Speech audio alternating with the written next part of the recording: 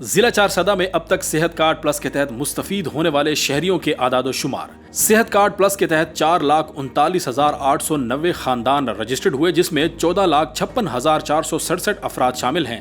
ضلع چارسدہ میں 69,028 مریضوں کے ایڈمیشنز ہوئے۔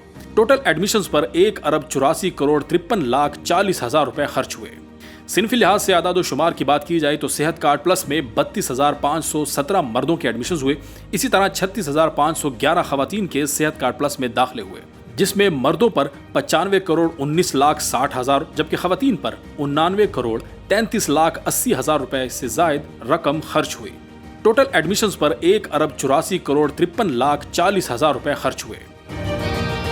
صحت کارڈ پلس میں 60 سال سے زائد افراد کے اعداد و شمار کی بات کی جائے تو 16,249 شہریوں کے داخلے ہوئے، جن میں مرد حضرات کی تعداد 9,477 جبکہ خواتین کی تعداد 6,772 تھی، جس میں مردوں پر 34,81,10,000 روپے کی لاگت آئی جبکہ خواتین پر 22,38,40,000 روپے خرچ ہوئے اور مجموعی طور پر 57,19,50,000 روپے کی لاگت آئی۔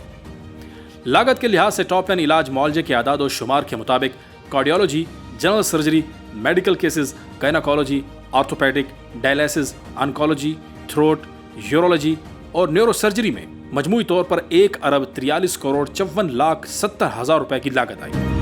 ضلع چارسدہ کے 9 ہسپتالوں میں صحت کارڈ پلس سے مستفید ہونے والے شہریوں کے داخلے اور ان پر آئی لاگت کے اعداد و شمار ملاحظہ کریں۔ ضلع چارسدہ کے 9 ہسپتالوں میں مجموعی طور پر 20,888 شہریوں کے ایڈمیشنز ہوئے اور اس پر 29,97,70,000 روپے کی لاگت آئی۔ صحت کارڈ پلس کے تحت سب سے زیادہ داخلوں والے اضلاع: